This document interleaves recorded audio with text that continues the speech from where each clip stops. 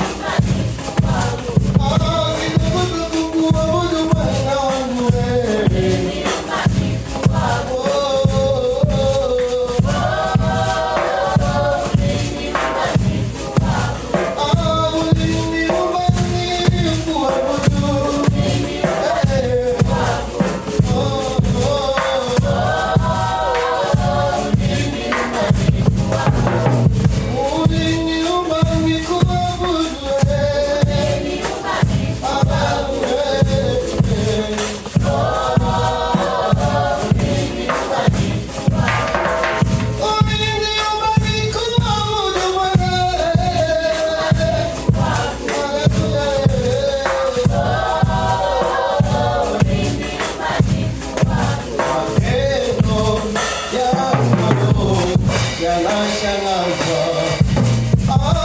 Utakosa wa kuabudu Bwana nikiwa hai, kwa kuwa uliniumba Bwana, una malengo nikuabudu, nikuinue.